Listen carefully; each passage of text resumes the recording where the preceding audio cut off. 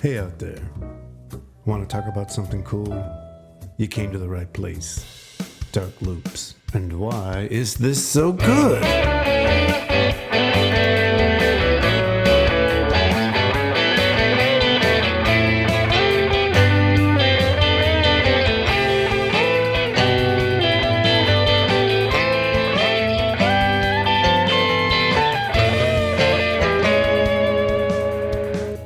Hey out there.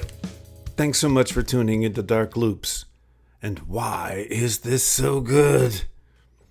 Have you ever just been sitting there, listening to something, watching something, tasting something, and say to yourself, oh my God, this is just so good?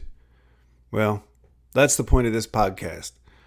We're going to bring together creative, scholarly, over-the-top fans who look out into this world we live in, find things that make them drop to their knees and say, oh my God, this is just so good. I'm your host, Dr. Scott Jordan, aka Zombie Scotty, in some circles, cognitive psychologist, philosopher from Illinois State University. And I am so excited because in this episode, we discuss what I consider to be the best animated series in U.S. history.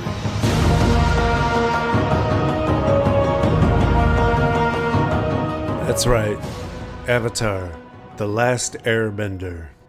Before I introduce tonight's amazing panel, I want to give a Dark Loop shout out to all of the Americans out there taking to the street, expressing their right to protest, all in the name of social justice. Black Lives Matter. Can we say it again? Black Lives Matter. Joining me on this podcast are some amazing Avatar Last Airbender loving fans. Please introduce yourself and tell us, what is your favorite Avatar memory? Eric, go first. All right. I am Eric Wesselmann. I'm a social psychologist by day, and all day I'm a fan of everything nerdy. My favorite Avatar memory is probably borrowing the DVDs from Scott to watch with my oldest son, who was probably 2 at the time. But then Scott saying, now you can't watch the last 3 episodes without me. Those are the rules. We got to do the last 3 together. Yep. I'm Victor Dandridge, self-publishing comic book writer, dubbed the hardest working man in comics. My favorite Avatar memory might be discovering it for the first time. I think it was a couple episodes in before I ever watched it. And it was something that, friends kind of talked about. I was like, hey, are you watching this? Are you watching this? And I hadn't been. And literally like jumping in and getting like 2 or 3 episodes worth of goodness and falling instantly in love with it because it was really that good. It was that good. My name's Jozef Del Mundo. I'm a licensed registered radiologic technologist. And my favorite memory of Avatar is probably the same in lines with you, Victor. I remember seeing episodes of Avatar Last Airbender airing on TV, but I think back then, compared to now, it was hard to watch episodes in chronological order. Like, you just see, oh, it's already book 1, episode, chapter 15. And I was like, oh, I just saw episode 1, But then as time went on, it was much easier to binge. And luckily, I watched the series before watching the disastrous live-action movie. Ooh. We're not supposed to talk about that tonight. And then after watching the movie, I had to rewatch the series again. I still, to this day, it's still one of the most amazing shows. Even though it's cartooned for kids, it has so many elements for adults to enjoy, which I think is what makes the show great. Well said. Yeah. I'm Leandra Parris. I'm an assistant professor of school psychology at William and Mary. I specialize in crisis and trauma and social media and stuff like that. And my favorite memory, it's hard because we started watching it at Scott's house as part of like the Sunday night routine. And So like I just have this memory of like sitting in this one spot, which was my spot. It was her spot. Like my butt print is probably still there. And like, curled up with their dog, and I was like uber pregnant and just like enjoying just like the night, had the windows open. But that really is rivaled with recently my son has gotten back into Avatar and he's 5, and we watched the episode where Abba gets lost, or he's like trying to find him. And my son was just so distraught, and it's a few times I've seen him show like empathy. And so like it was just like a nice sweet moment where we were curled up together talking about what it means to be lost and why we get sad when we're lost, and why Appa is really upset with Suki, even though he knows who she is. He's still angry when he sees her and like kind of gets aggressive and just talking about when we're hurt, how we act. And so anyway, it was a great night. How topical. Oh my gosh. No, exactly. My favorite memory is very family oriented. I had the advantage of, I don't know exactly what episode I caught it, but I've been an animation fan my entire life. And my kids were 7 and 4, 7 and 5 at the time, and it became Saturday morning church. And I remember the episode, I think it's called The Chase, where, no, it's the episode after that. It's called Bitter Work, where all of our characters, Zuko, Iroh, Toph, Aang, Katara, and Sokka, have confronted Azula for the first time, and she blasts Uncle Iroh with a lightning bolt, and Zuko's mind changes very quickly about life when he's trying to help Iroh. And there's this line where Zuko says to Iroh, Uncle, I'm really thinking that we need to take care of Azula and get her out of the way. And I know what you're going to say, Uncle. And he goes, no, you're right. She's crazy. She needs to go down. And I laughed for 20 minutes. Your whole, like, some people you just have to keep out approach. Exactly. Like, every time I hear that, I think of you when you're thinking about that. Like, Sometimes we'll love everybody at different distances, man. Absolutely. And, for Iroh, they just set it up beautifully. No, she's crazy. She needs to go down. Gotta oh, my take God. her down, man. And I think it was the perfect voice for that line, for that character. I don't, it's so hard to see an actor or anybody else to just project that line, and it was perfect. No, that's a really good point, because he has been sort of presenting himself as a sort of transformed warrior who's now a pacifist, and you think he might be totally a pacifist, but in the end he's not. And that's for me, it was so cool for my kids to see all these what we might call contradictions. I would call real people. No, she needs to go down, man. Well, I mean, if you think about it, aside from perhaps Ozai, she's probably the highest in psychopathy. It's a good one. That's so a really good one. Would be someone who would not feel empathy, has no problem manipulating others, as we see, and so she'd be probably the most dangerous to the collective. I mean, not only is she okay with it, she's good at it. Like, she's really good at it. Yeah. I had a conversation about her with my daughter the other night, because there is that final scene where it's clear that her lack of motherly love, or her experience of her mother not accepting her, really is kind of central to her breakdown. The fact that she cared about what her mother thought, and then that was the breaking point, somewhat challenges the sociopathy a little bit, because her father's the... Right. So I just thought that to do that to her character at the end of the series was, oh my gosh, she really does care, and a lot of this is a big act. And anyway, I was actually disappointed by that. Yeah. Oh, you were. I feel like that I always go back and forth about the sociopathy, everything with her, except that the reason her mom rejects her is because she notices the psychopathic tendencies and starts to distance herself from her to protect Zuko. So her Oh. mom rejects her because she's a sociopath. Like, so like, but I don't think I've ever seen a character that I like have identified more with than Azula in that moment when she's breaking it down about her mother. Like, I just feel like, you know, like you got to blame something, I guess. But I just wanted to note that she had those tendencies prior to her mother rejecting. Right. Victor, what were you going to say? Well, I was going to say the thing that I was disappointed about was her break in her stability. Almost seemed to set up how they could defeat her. And throughout her introduction, she was such a stalwart, like steady hand that it seemed really out of character for her to fall like that. Even though like this was a seeming trumped opportunity. Oh, I'm going to be Fire Lord, but her dad's going to now take this higher position. But it seemed like without that fall, there's no way that they could have beaten her. And I was disappointed that they almost like created a weakness that she had not exhibited beforehand in order to kind of justify how she lost. Not unlike Hunger Games, when the main character is in love with two men at the same time. Right. And in order to allow her to only be with one, they turn one into a jerk instead of letting it pan out. And what does one do when they're in love? Yep. So you felt that was more of a writing ploy than a character examination? Yeah. It would be different if I think she showed those bits of weakness early on.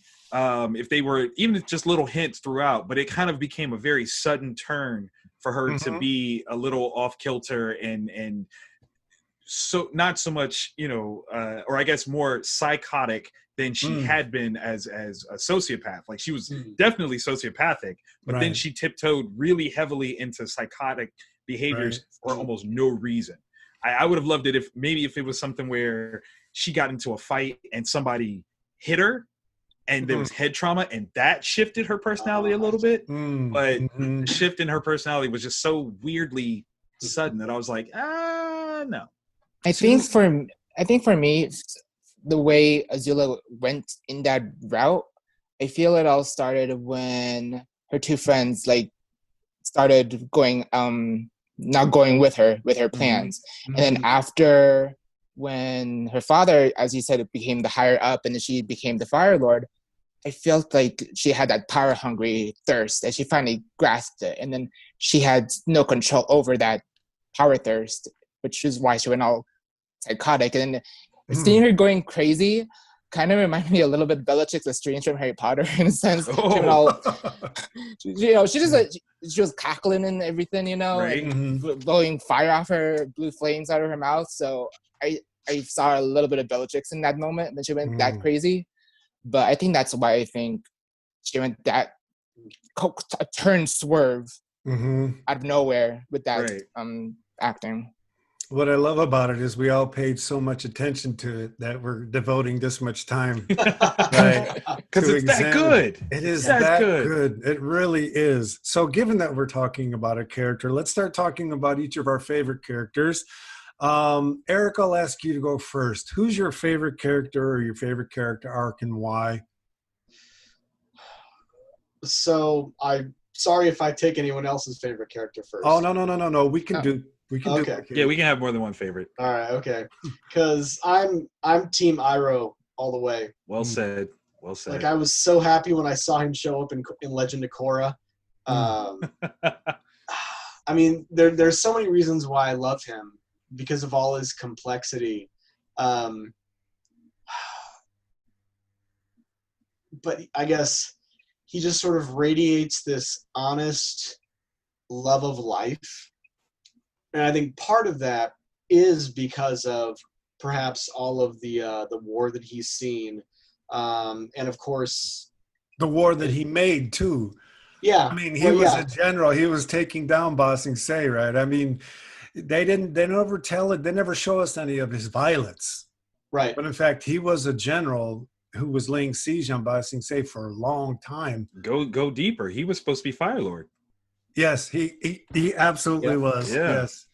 Yeah. And I mean, and he can still do it. I mean, that moment when he we can get into his rehabilitation later, but I just love when he just breathes fire. He's the only Is he the only person who does that? I think Azula does it later. Near the end, yeah. Yeah, Okay, but okay. do you know why they call me the Dragon of the West? Yes, exactly. Yeah, but his the way that he's dealt with his trauma, which we could talk about later, really does have to do with this idea of living in the now. And even though he has a sight of the bigger picture, which he sort of slow releases, he never loses touch with the simple things of enjoyment that says, I like being alive in this moment. Mm-hmm. Yeah, anybody want to comment on Iroh? Go ahead, Victor. No, I was going to say, I think Eric said very much everything that I would have, so please, Joseph, you. He's a character that always, I feel like it was very important for Zuko. He, as a viewer, he was the most grounded. Obviously, he's the adult of the cast, but it was very important for that character to be present there. And even though he's a Fire Lord, I'm not Fire Lord, but he's from the Fire Nation. From what we've seen before Book 3, where Zuko's all like, "Oh, we need to get the Avatar, we need to get all violent, all that," but it's complete opposite with Iroh. Mm-hmm. Complete opposite, and I've always enjoyed that, and it was even more enjoyable as we go into Book 3, seeing Fire, first time going to the Fire Nation, seeing the different complexities of the different villages and stuff, and some of them relate off to Iroh as well. Mm-hmm. And so I just love Iroh. He's been great. It's just I thought it was the pie show, and his love for tea, anything, it was just so great. Warming. Very warming. I love the fact that he's a character that embodies being forgiven.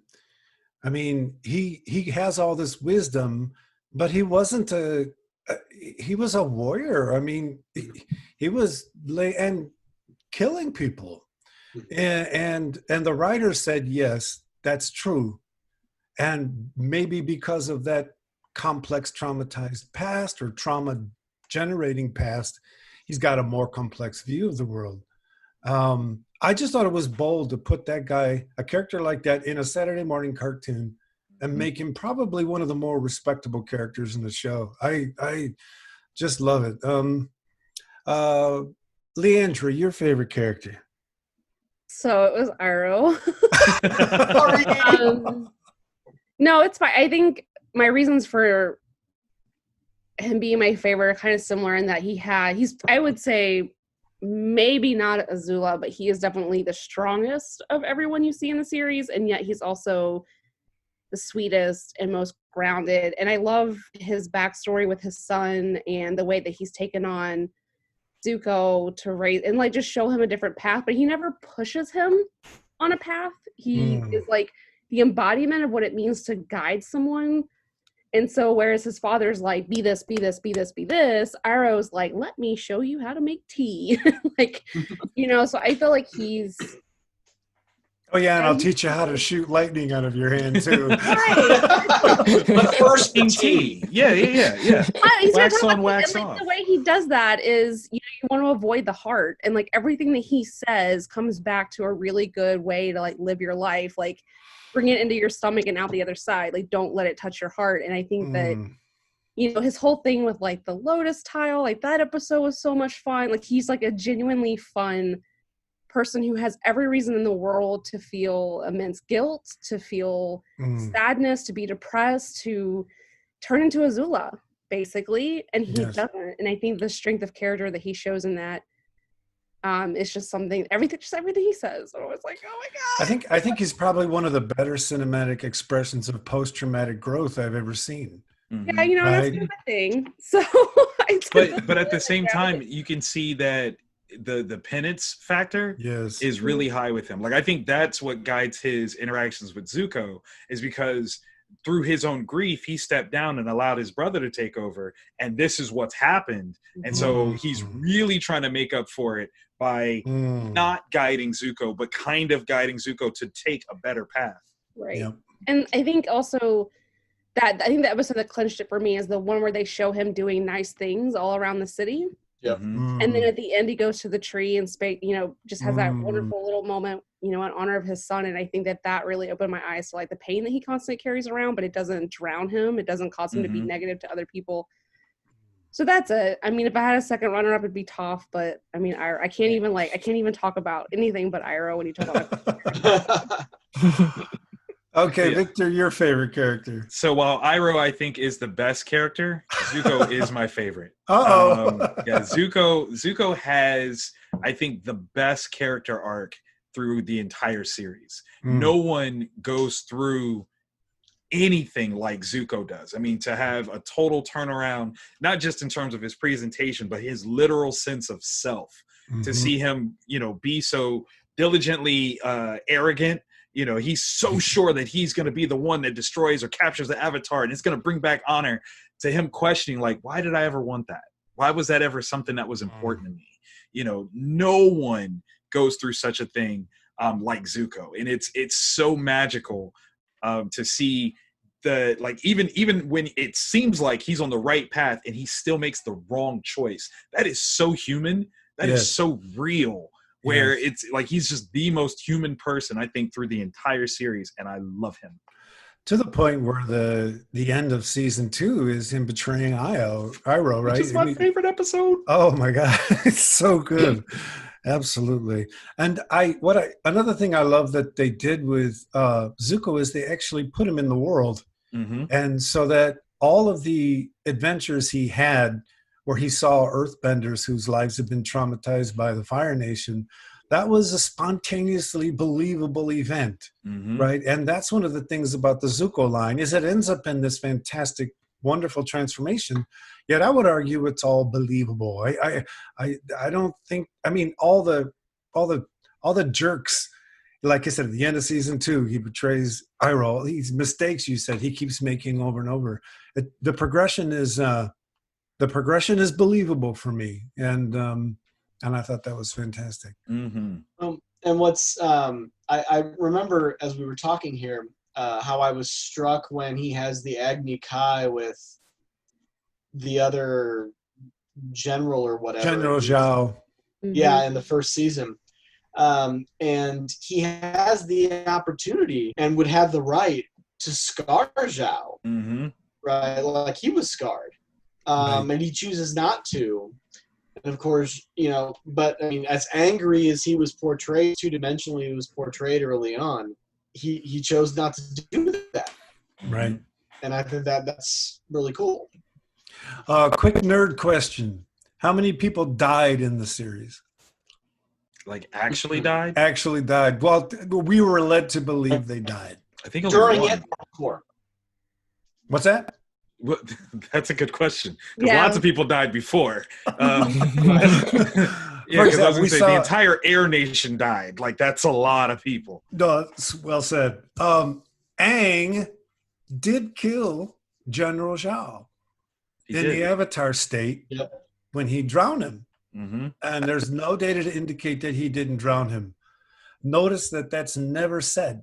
And I'm just a little surprised it was never said, but never said.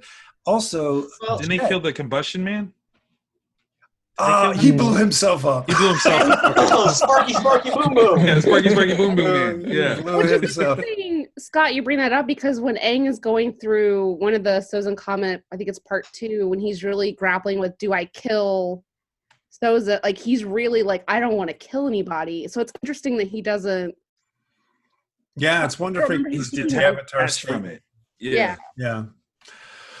Well, you compare that with Korra later on, where they take people out like on screen. Yeah. And then if you were lucky enough to watch it on TV, you remember, was it the queen from Ba Sing Se? She was getting choked. And then there was, on the corner, there was SpongeBob laughing in the corner. Oh, they censored it? Oh my gosh! That's oh amazing. My gosh! Because I'm pretty sure there's a GIF. I'll share it to you guys. There's a GIF where he's laughing because it's like near the end of the episode. It's like coming up next SpongeBob episode, and it was like they played that. The perfect timing of that moment. Oh my gosh! Oh, that was because that was brutal. That is good. a dark show. That is like, I'm like debating whether or not Brandon gets to watch that one yet, or if we're just going to rewatch Avatar again. Yeah. Avatar. I mean, because that's the funny thing. Like with Avatar being back on Netflix, we have this conversation between which series was better, and I think it's an unfair conversation because I don't think that we could appreciate Korra without Aang. However, I can say that Korra definitely touched some far darker subject matter than Aang ever dealt with. But at the same time, the makeup of Aang's story inherently was darker than what we saw with Korra. Like Aang is waking up, finding out that everything that he knew is dead. Like for the most part, like aside from yeah, like everybody's gone. Like Bumi's the only one, literally the only one who's still alive that he knows, and that's dark. Like that's super dark. But you can't really appreciate what Korra went through without Aang. I totally agree. Story. Agree. Joseph, your favorite character? Well, Victor also already said it, Zuko. But I completely 100% agree. Like, as a kid, you're like, how am I ever gonna like this character? You know, and he goes back and forth whether it's right or wrong, and then he goes wrong. But then as I was rewatching book 3, it was an amazing journey to see him struggling. How do I approach these people? I need to teach Aang firebending, and I think that's, and with you Leandra, Toph is also my second as well, because I think so in book 1, Katara was teaching him waterbending for a while, and then later on it was when they reached the North Pole. So I feel like the three characters that taught him bending was Katara, Toph, and Zuko. And I find it so amazing how these 3 kids, were teaching the Avatar these water bending moves, especially Toph, which later on became the originator of metal bending, which is fascinating. Awesome. And like just the best. And I love how we were introduced how like I can't bend metal, I can't feel it. But then she had to, at no point, had to figure it out by herself. And that move, and then that animation of everything goes silver and all the vibrations came into play for Aang in the finale. Yes. It's I just love it. That was so fantastic. So cool. Oh God, I think she's such a great character too. For it's at least when I was growing up, we didn't have a lot of blind characters. The fact that she had so many jokes about it, and she would be like, well, I love the way that looks. Yeah. And everyone would be like, oh yeah. So like I think that she just had, like, in her whole story too of like independence and breaking free from these parents who were treating her like a glass egg, and kind of being like, no, I'm stronger than that. Anyway, I'm just agreeing. She's great. She's definitely number 2 for me. Well, I'll just cheat and say she's my favorite character. We can continue to talk about her. Do it. I got it. Well, first of all, the animation Joseph mentioned, where they reveal her power. As a cognitive psychologist, the idea that you're tapping into things you don't see as a way of being in the world was just, I watched that scene and I talked to my kids and I said, that's exactly how it happens, guys. And then we just had this great conversation. And I also want to say they didn't present Toph in a deficit model of being blind. And actually, it was the exact opposite of a deficit model of what we would call a disability. Not only that, it was, if you're going to have earthbenders, it made perfect sense that she would be the best one in the world. It wasn't a stretch of any bizarre imagination. And I just loved the way she was an earthbender. I remember her teaching Aang how to earthbend, and she says, you have to be as solid as that rock. So Aang tries to earthbend, and the power from his thrust bounces back from the rock and throws him 30 feet back because he can't be a rock. And then Katara says, well, that's because you're working with your opposite. And I thought, this is so damn smart. This is just smart. Oh my God. Can we just say how Toph is actually such a great representational figure for ladies as well. Her strength never diminished her femininity whatsoever. In fact, like if you were to, you don't even have to hold a gun to my head. I think Toph is a better presentation to young girls than we saw in the cinematic presentation of Wonder Woman, because she was so about herself. Like, she was comfortable on every level, even when they did the play and she's played by a guy and she's like, yep, that's the energy that I put out there. Like, I'm so sweet. They'd have to get a dude to try to represent anything of myself.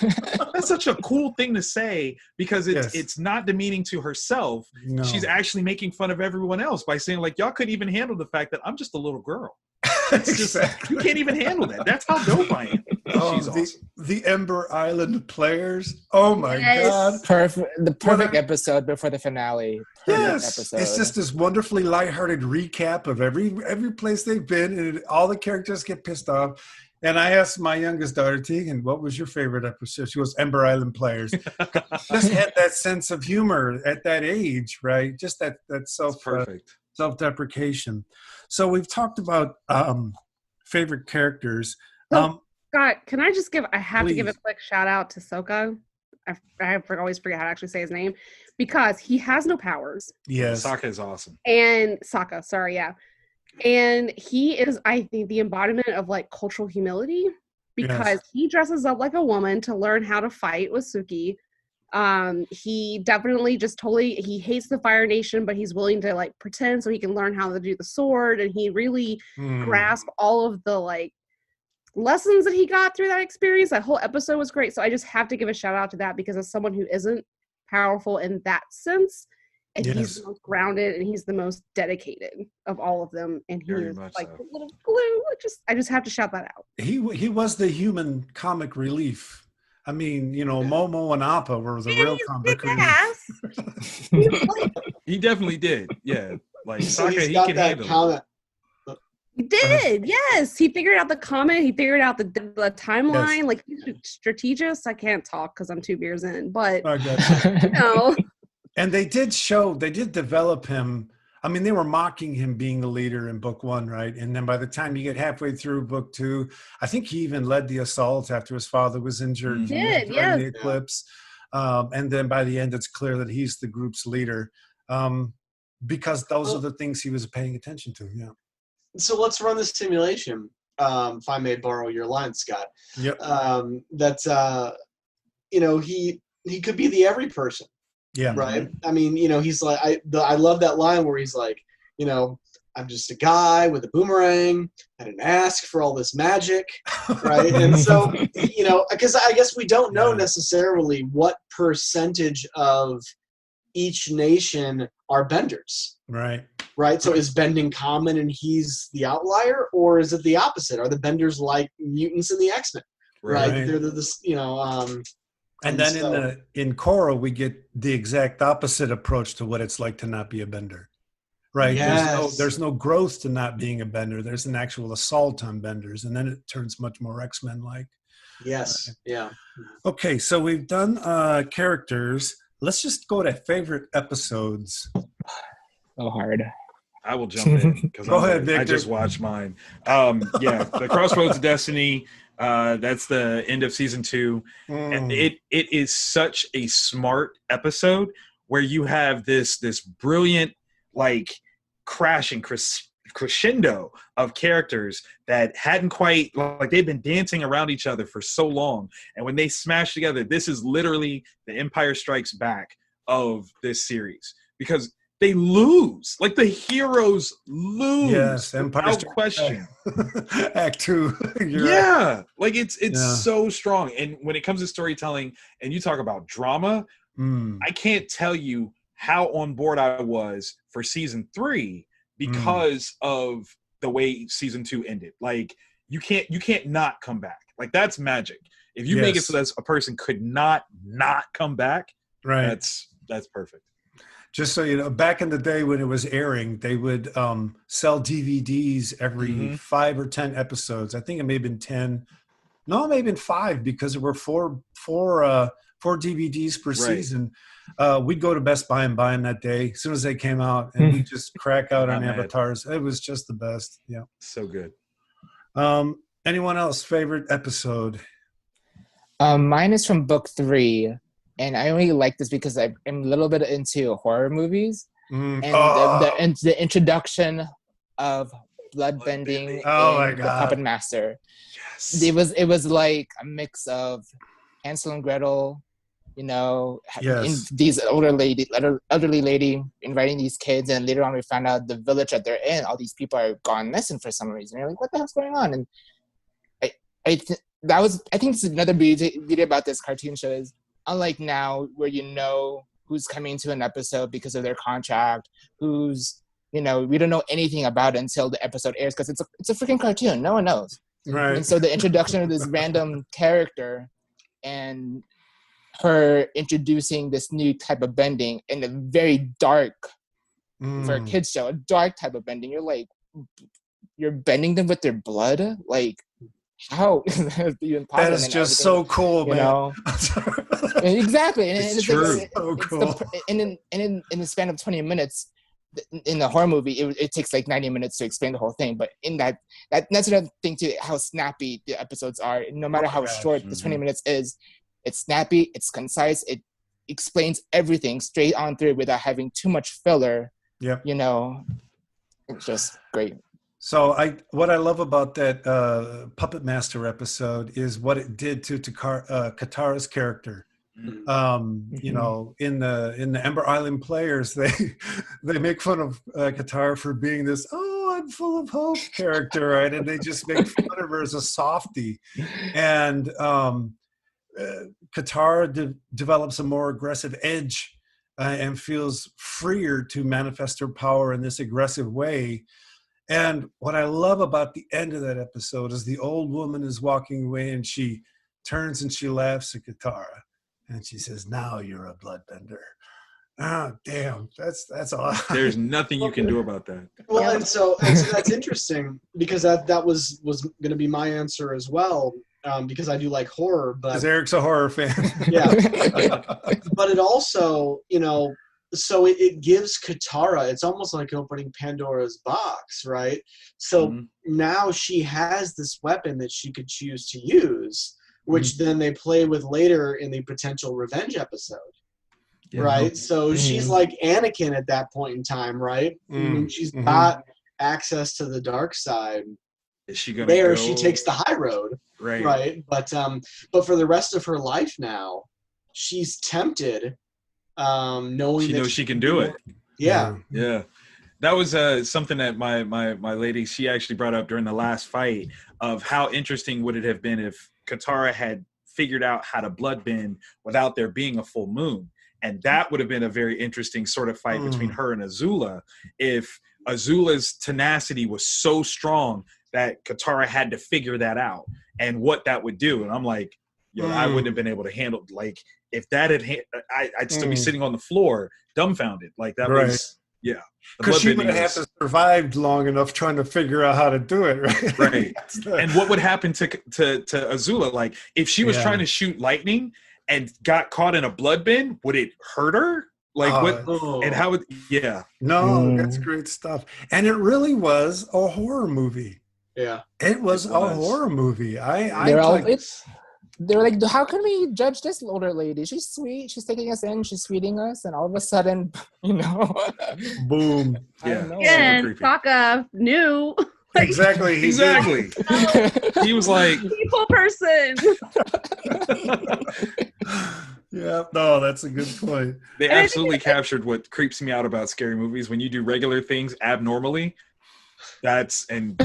people moving like that. Oh yeah, no joke. Kind of that. What's it? The Ring, where she comes out of the well, and I got a TV. Yeah, it's the first time I ever saw that kind of animation in them, and I lost my mind. That was terribly scary. Who's next? Favorite episode? Yes, I'll What you go. got? So, and I will say about the Puppet Master, I think I love that they thought they were safe because they found out she was a waterbender, and it just goes to show that no particular element is always good. Like, I just love that they sent home that message. Anyway, so my favorite episode, and I don't know why, because I feel like it's just it's just a random one, but it's the beach. So where Zuko and and the girls are like, you know, forced to go on this vacation, and they're down at this sort of like, you know, house where they used to always go as kids. And I think that one, we get to see them be teenagers and remember that they are in fact teenagers dealing with all the things that teenagers deal with, you know, feeling left out, not really knowing how to navigate social situations. And it also shows that like the rest of the world is still moving on a little bit. Like, there's still other things happening in the world. Like these people are here vacationing, and I mean, of course, they're Fire Nation, so they're privileged and they can do whatever they want. But and just like you get so much insight on Azula too. Like she wants to be liked, and her intensity is just like, you're just like, oh girl, like She can't do it. yeah. She just can't do it. But that scene on the beach where they all start sort of talking about why they are the way they are, and you know, May's story about, you know, I don't talk because I was never allowed to, you know, I can only say, like, you can just tell she wants to scream. And like her and Zuko having like, you know, he picks up the thing, he's like, here, this is beautiful, I thought of you, and she's like, like, we're killers, like, what the hell? I just felt like, and you get to get, you know, just a lot of the backstory. And Zuko finally, this is the one time I really was like, yes, kid, please come into my office, sit down, let's talk. Because he starts to figure out he's angry, he doesn't know why. And his guilt coming out. And then you also get to see some of the psychopathic tendencies of Azula, because she's smiling when he's in pain. Yes. And this is when she actually brings up her mommy issues for the first time. And she says, oh, well, you know, I always knew I was mommy's second, and like she always preferred you, and, you know, that wasn't fun to deal with. And so I feel like you do start to see a little bit of a hint that she has some issues beyond just being a psychopath. And then the way they end it, and they just go in there and like, you know what, screw these rich, wreck shop, and we're gonna mess this up the good old Fire Nation way.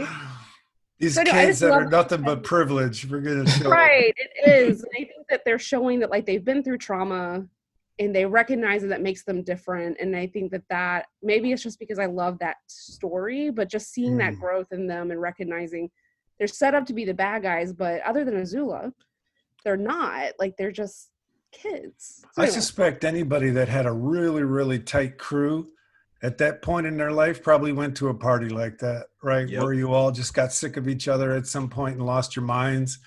Then you had to come back. Like, you came back, right? But you come back different, right? So yeah, the flare up actually creates a space for something new. I think that interesting is. Oh, I'm sorry. Oh, I was gonna say, maybe I'm wrong, but was that Ember Island? I want to say it's that called the beach. I think.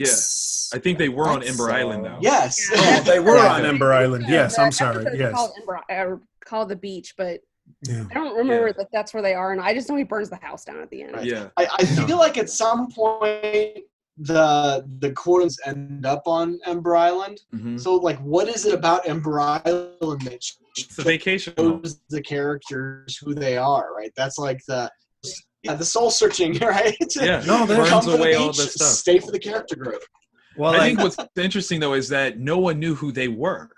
right. Like, you figure the children of the Fire Lord should be the most famous children of the Fire Nation, and no one knew who they were. Like, Yes. and it says something very interesting in terms of no matter what your station are, you can be forgettable in this world. Like, Yes. people won't care.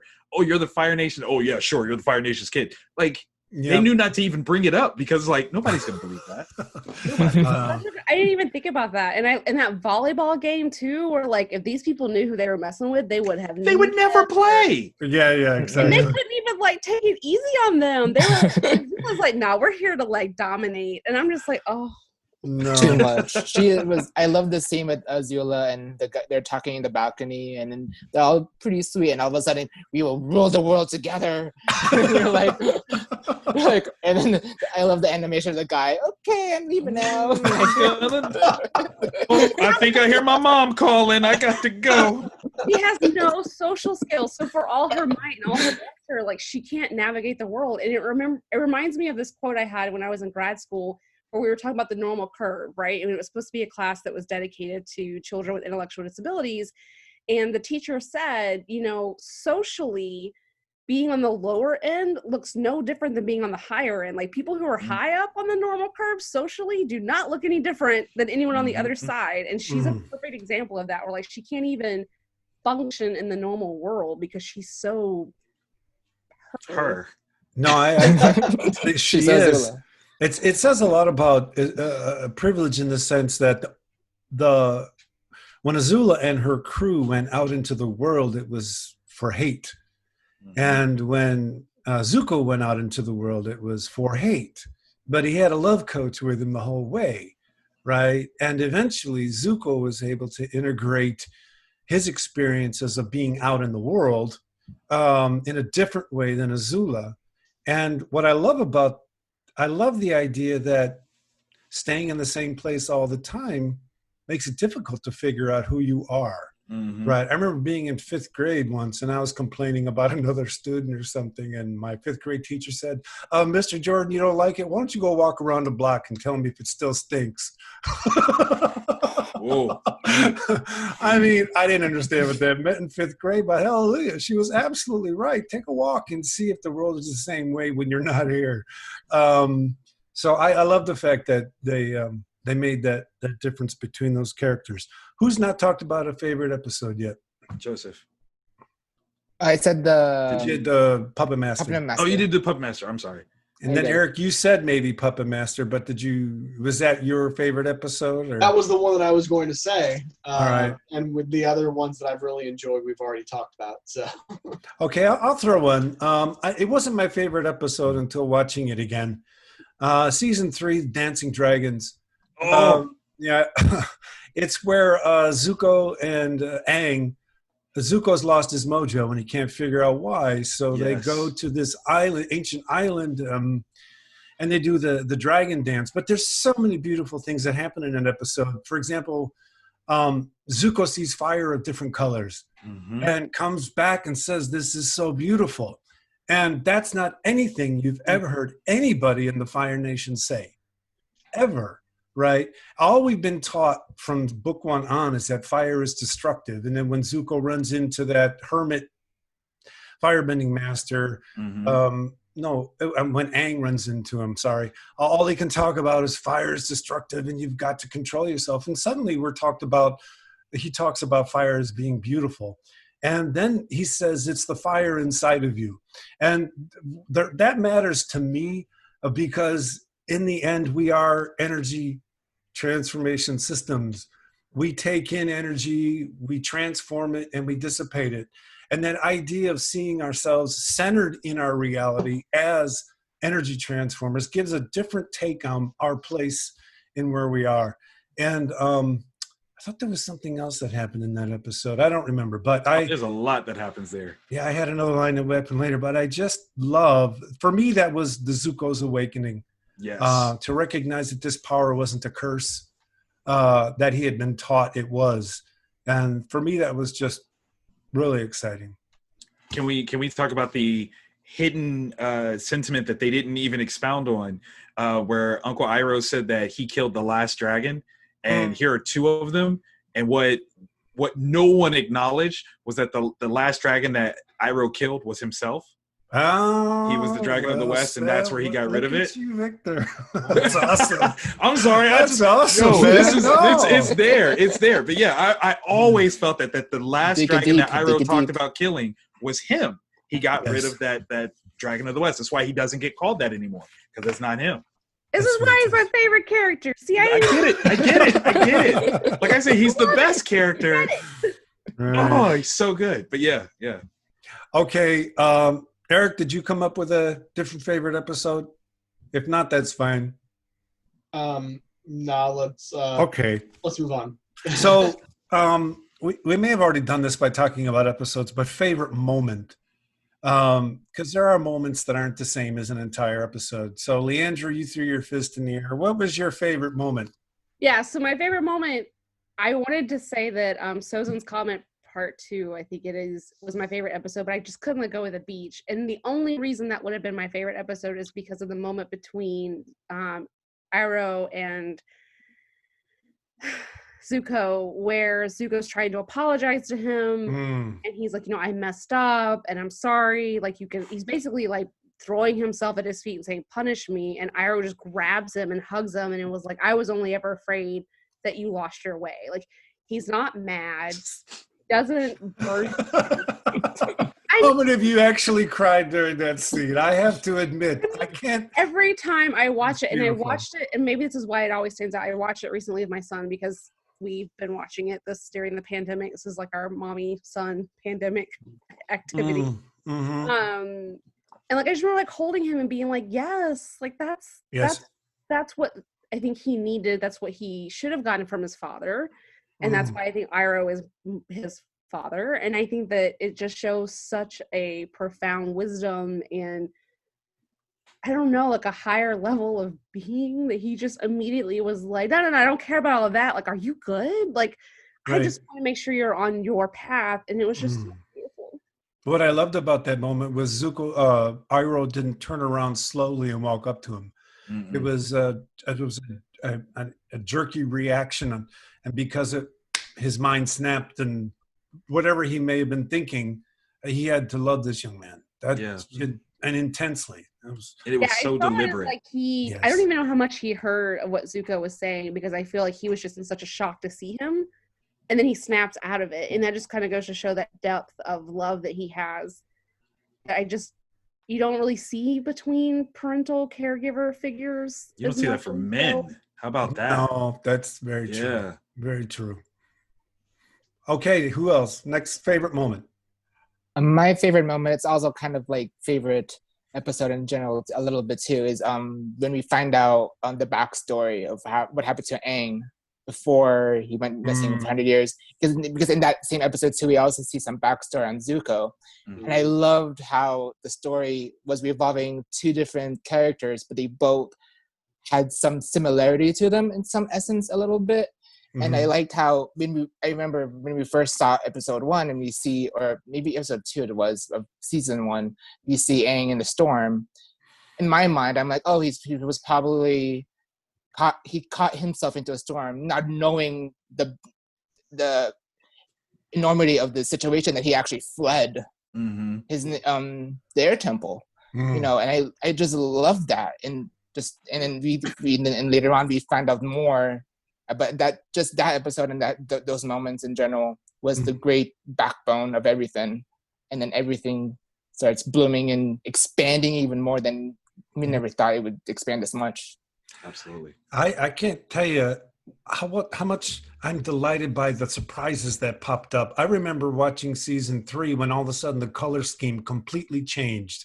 The color scheme is darker, it's more menacing, and I thought, okay, this is what Scott's up for. And all these people I kept running into that were completely consistent with my expectations of the Avatar universe, but they were different, and they were saying things that I didn't expect them to say. I thought, damn, this is about as good as writing gets. I have to say, they kept the story going their way, but you never felt like you were being talked to, right? You felt like you were just witnessing people living. And no, I agree completely. So I'm going to go to my favorite moment, and I'm going to go to a little bit of comedy because my family will sit down and watch The Blind Bandit at least 3 times a year. And we just watch it because it is so funny. And I laugh my butt off every single time, right? The Boulder takes me with that comment. Boulder! Can I say that was my introduction to Avatar? Was this family randomly yelling the Boulder over and over again?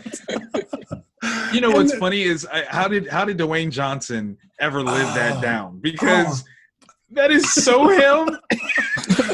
Well, the beautiful thing about Dwayne Johnson is he's got an Iroh bent to his personality, right? He can make fun of himself. And if they don't put him in the live-action Netflix series playing that role, they have missed the opportunity of a lifetime, because he will rock that role. Yeah. You had 2 things going there. You had Dwayne Johnson, right? But you also had Macho Man Randy Savage in terms of the way that the inflection of Because you got, he's in a Spider-Man movie, right? Bonesaw! Yes. I absolutely love that my God. episode. And it is it's the episode I've watched the most because it is so fun. Nice.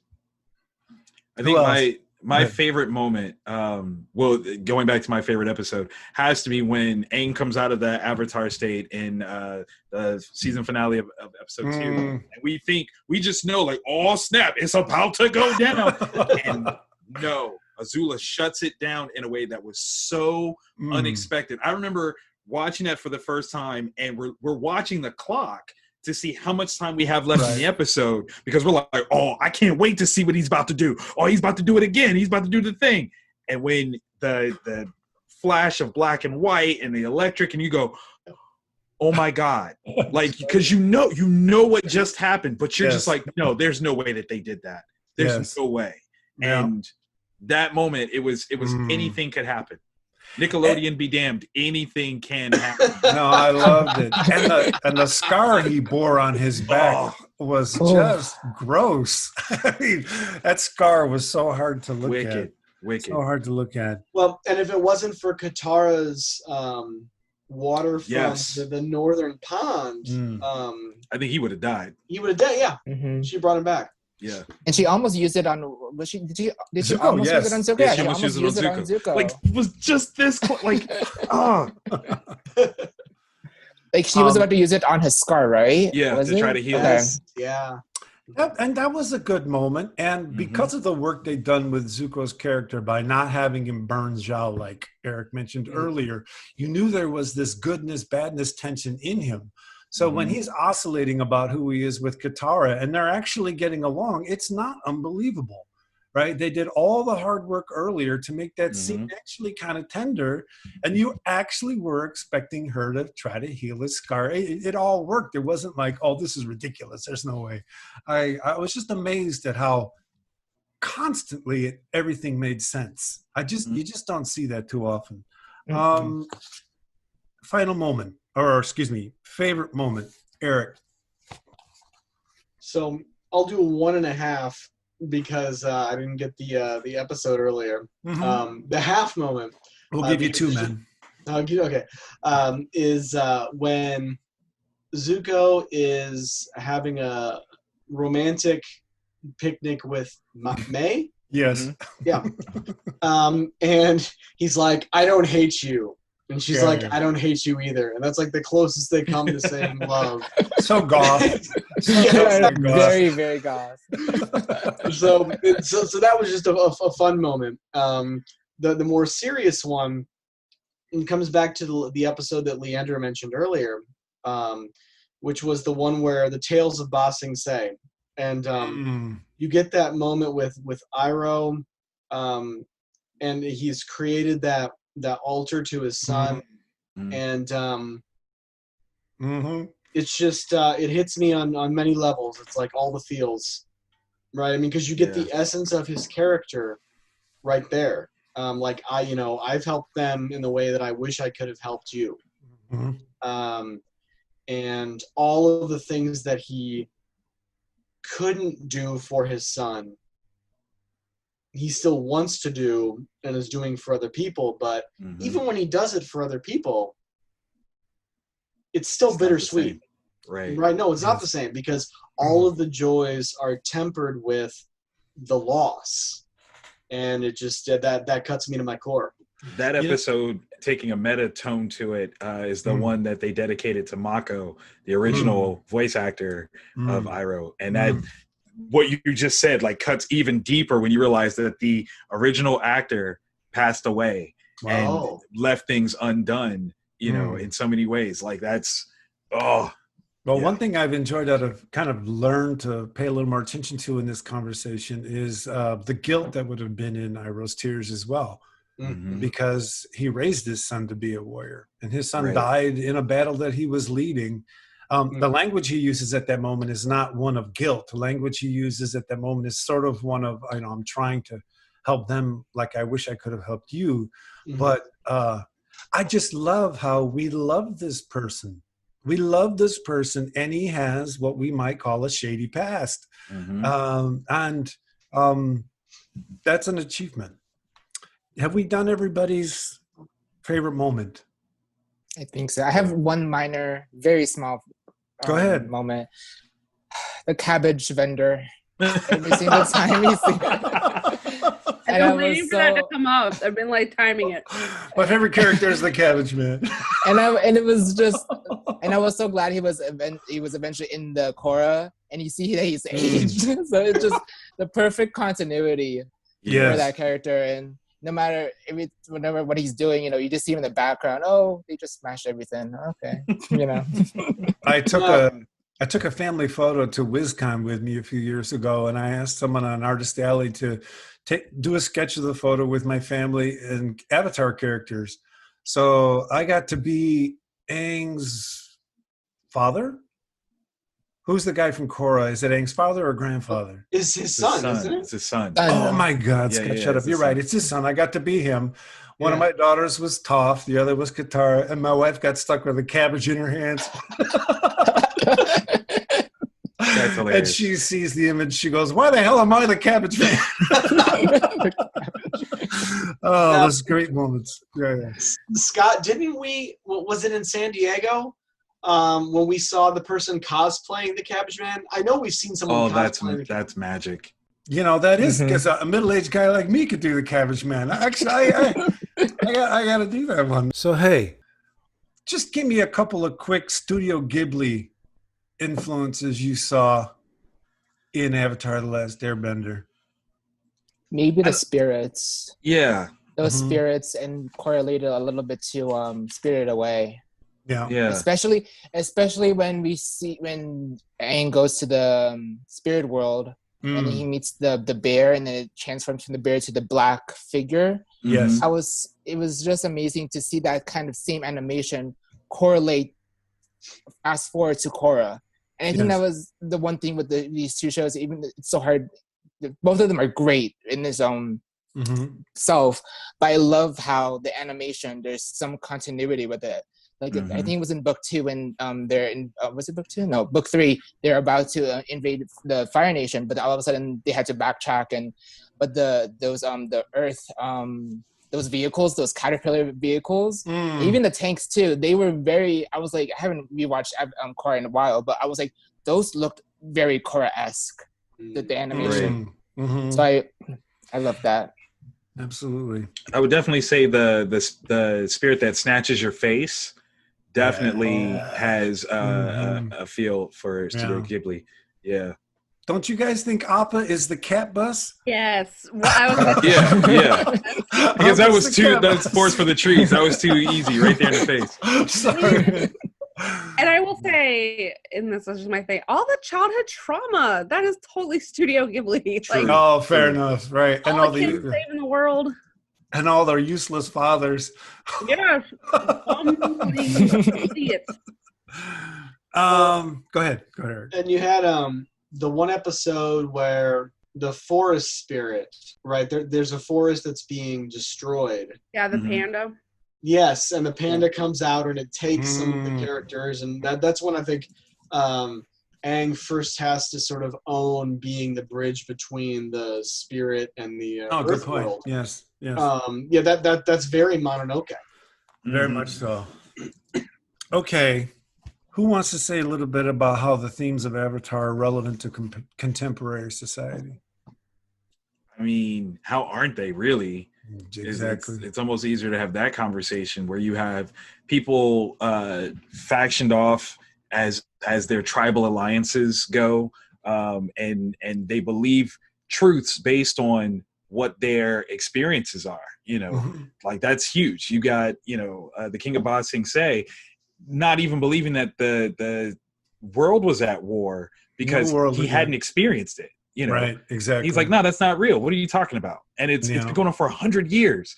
So that means like not only his reign of power, but like at least up to 2 generations before him had no clue that this was actually happening to the outside world, all because of what their own experiential insight was. And that city did have the biggest walls in the world, right? And it was go ahead.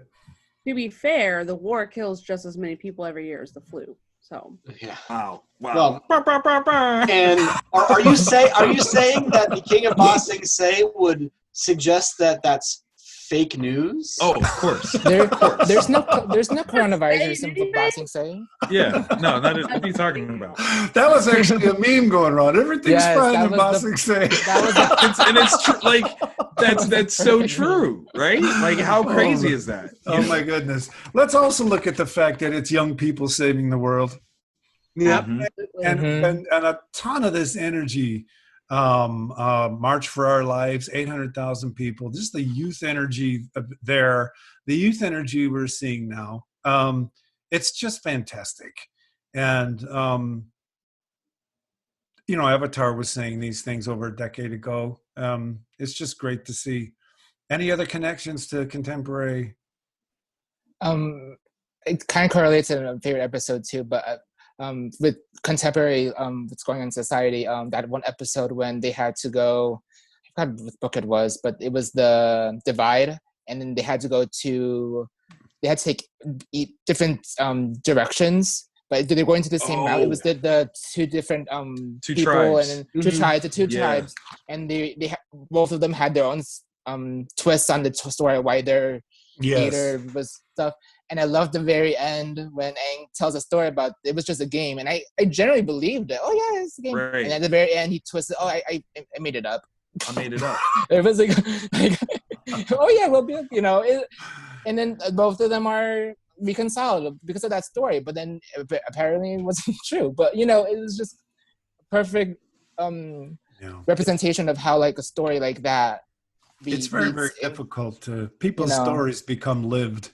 Right. And they become unconscious. And like what's going on right now is a rupture of public consciousness. Mm-hmm. And it's the kind of societal rupture that's necessary to get society consciously moving in a different direction, because vast majority of the work we're doing with our brains we don't know about, and it derives from where we've been and what we've done. So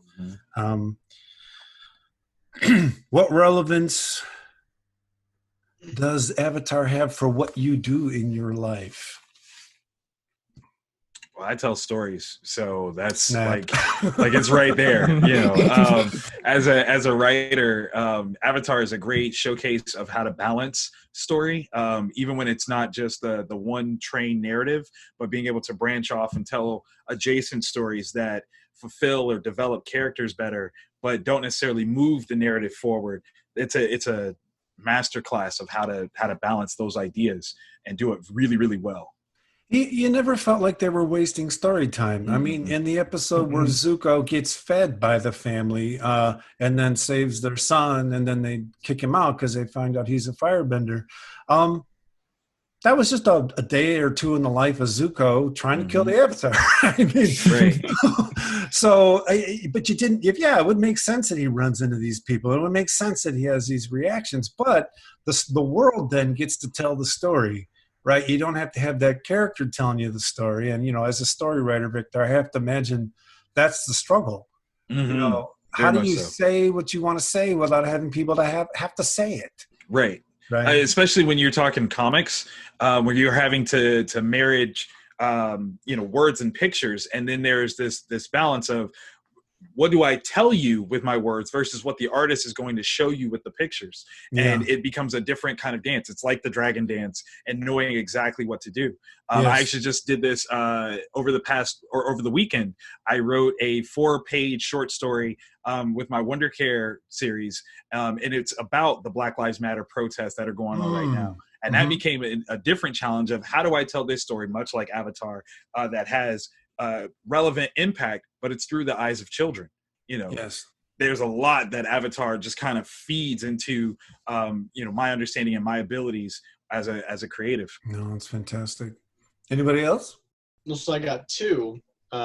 One's lighthearted and one's, I guess, more serious. Which one you want first? Oh, that's up to you, brother man. Right.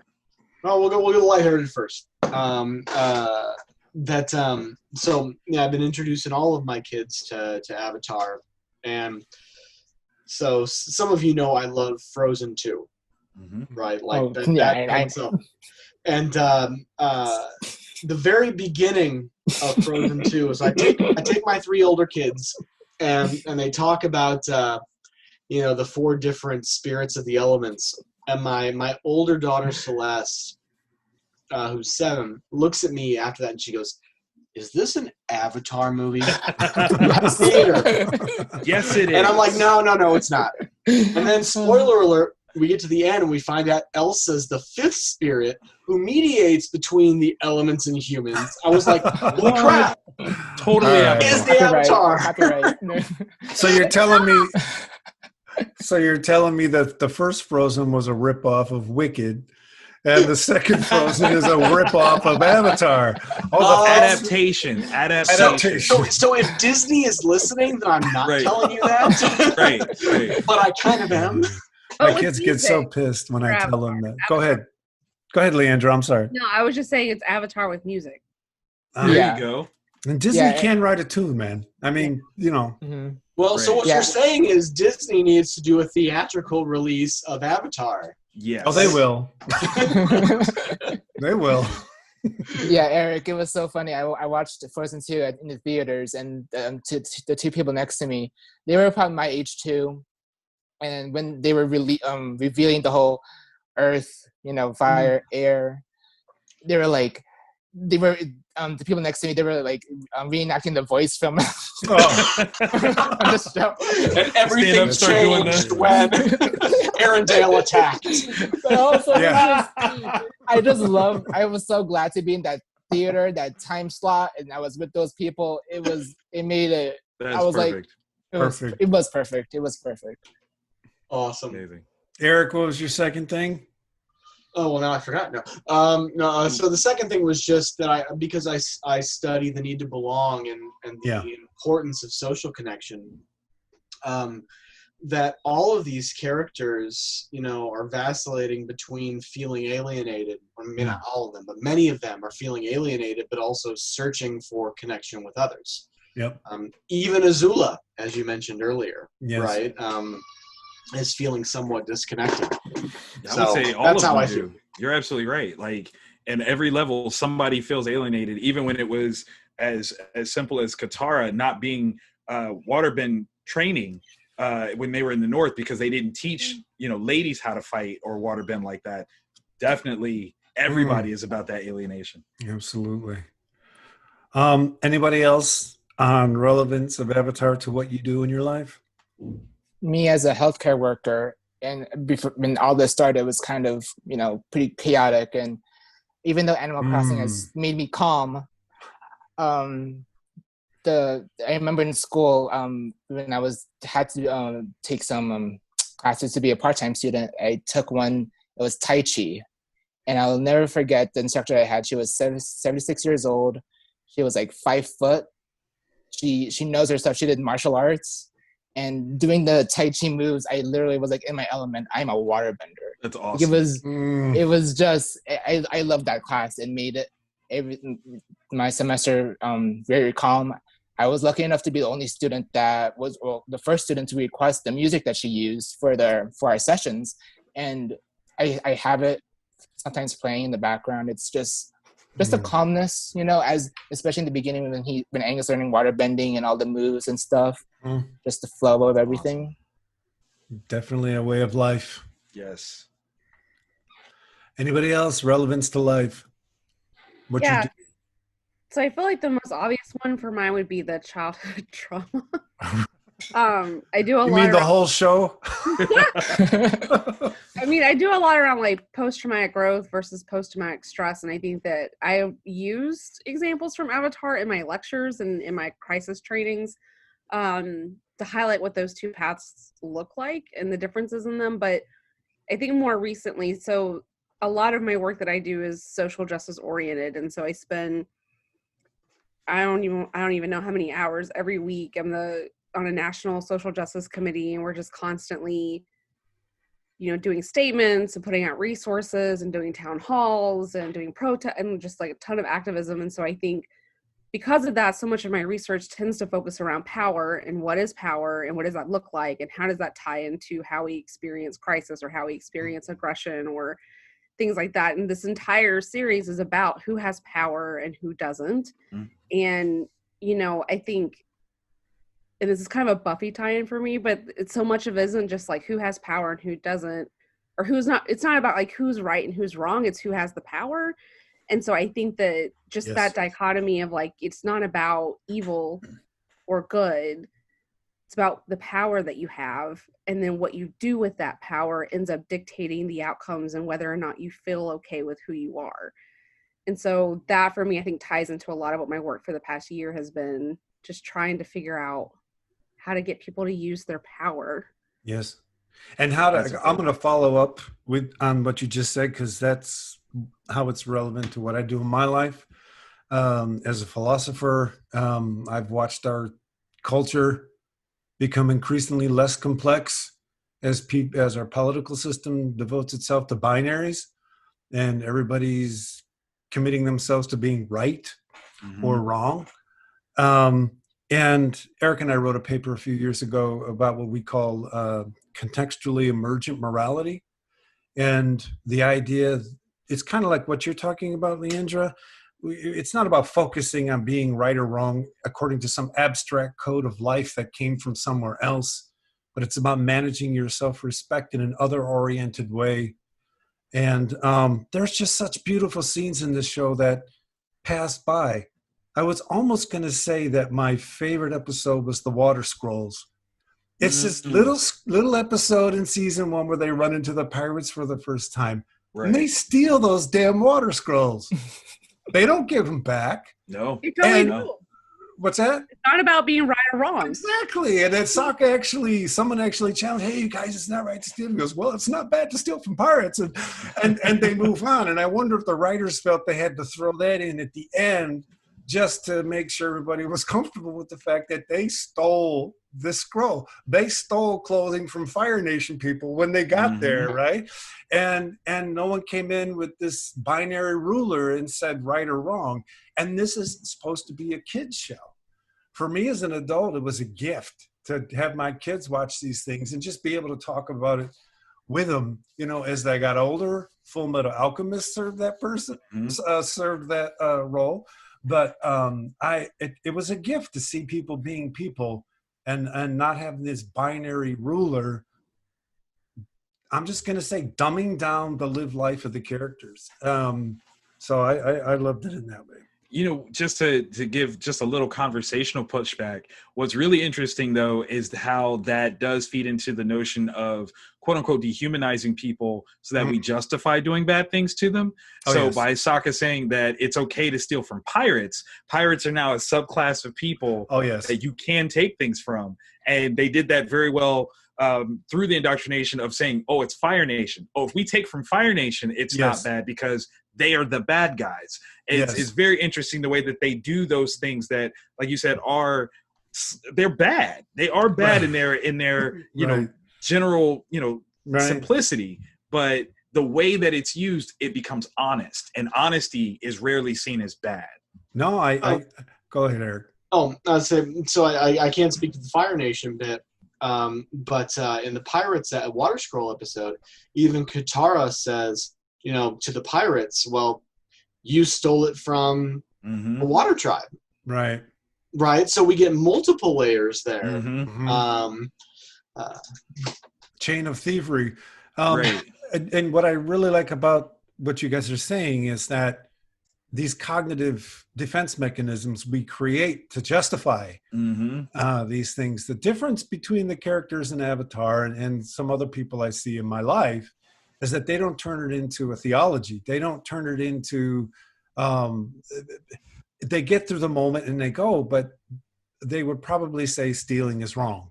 If you ask, you know, they don't turn it into, well, all firebenders are evil, right? Or all pirates are evil. It's almost like I've got to do this with my mind right now to get through this thing that I don't think I'm the kind of person that would do this.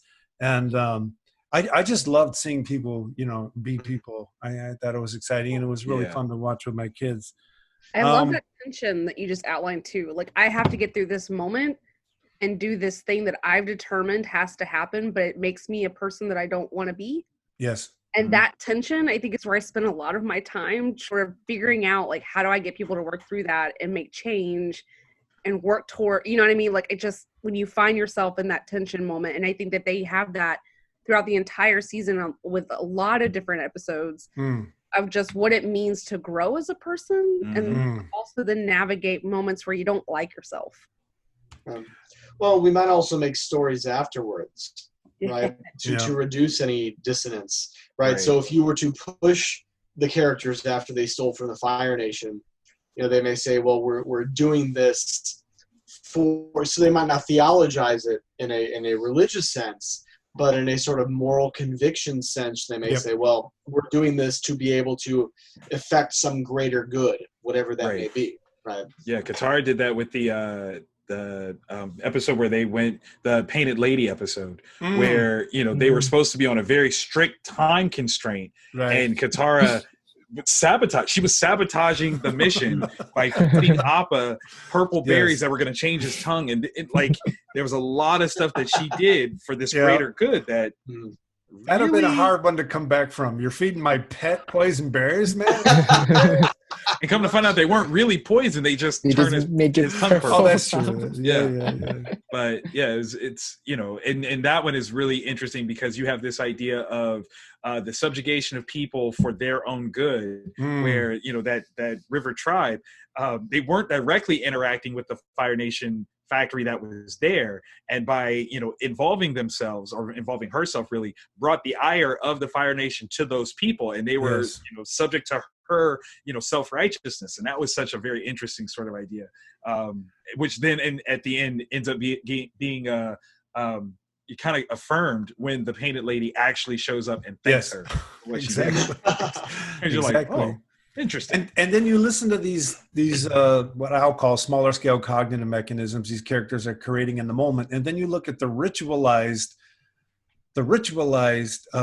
social markings that the Fire Nation makes when they come out. When I think it's when Ozai approaches his father and says, you know, wouldn't it be great? Wouldn't it be great if we took the wonders of our culture and spread it out to the entire world, right? So that that's right. They believe this thing, and all of this suffering occurs in the entire space because of that cognitive mechanism.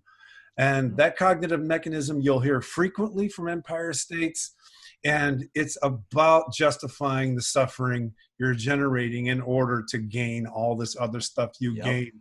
And the trick in privilege is to never mention what you're gaining, right? It's always I'm giving you this.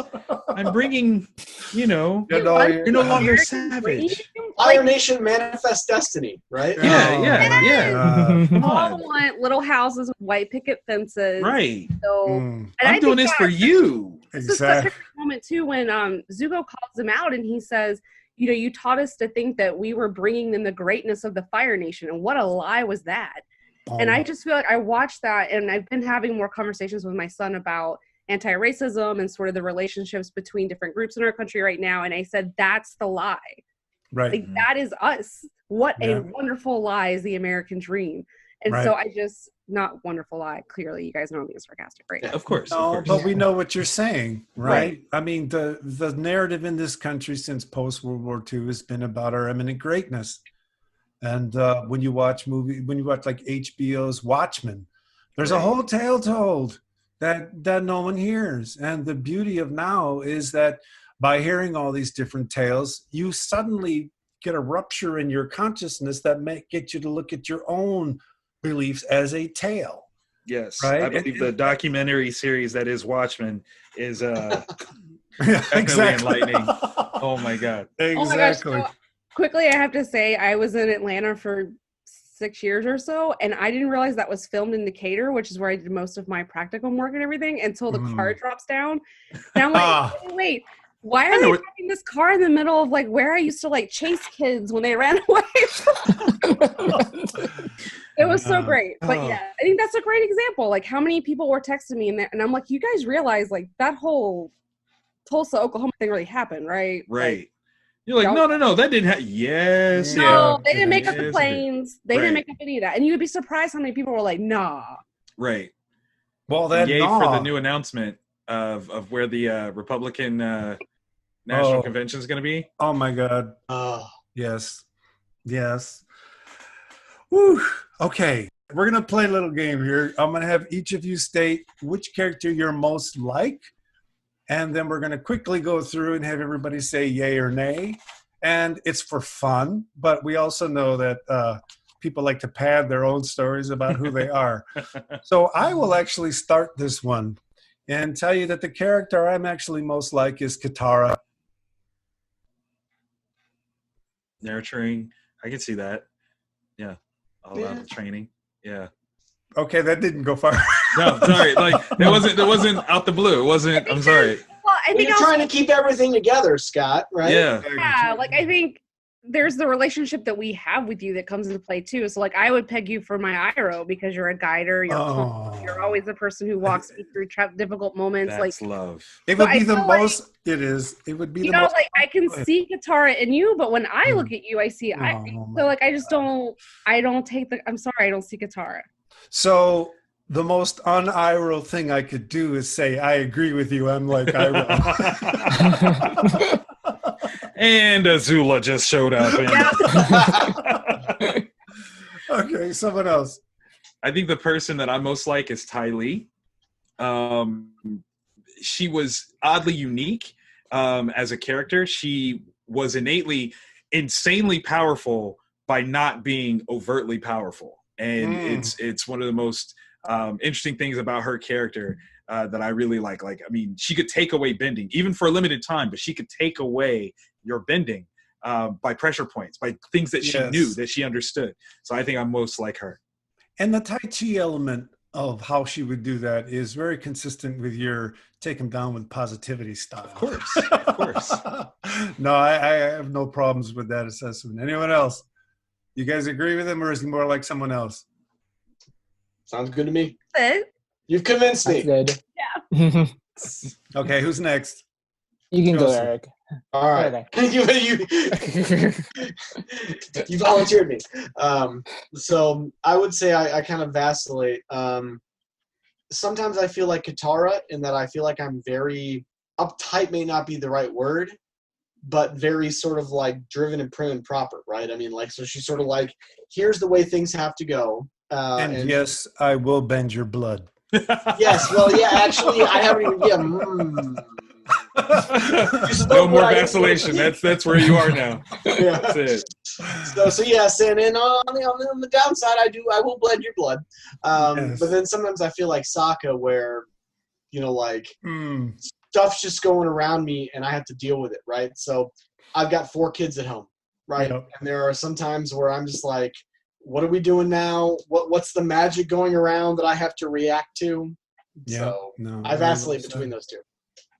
Leandra? It's hard because I think there's the character that people see, and then there's the character that I feel like. So I think there's an episode where Katara and Toph get in a lot of fights. And then Katara's in the pool and she hears Toph and Sokka talking about how she's such a mother figure and she's nurturing and she's helpful.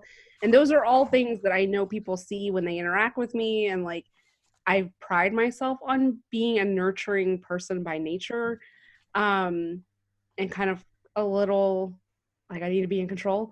I get it. But inside, I'm a very angry, sarcastic Toph. Like, I'm very like, don't tell me I'm fragile. I will kick your butt. Yeah. Bend your milk. You know what I mean? Like, I'm just like a very sarcastic, very, very angry. So I think that episode actually I watch a lot and I have to kind of walk away because it's like watching 2 sides of myself argue, and I deal with that a lot. And so I would probably see Katara, but I feel like Toph. That's a great way to be. I like that. That's a great way to be. Good for you. And I do see that, by the way. So just don't bend my metal.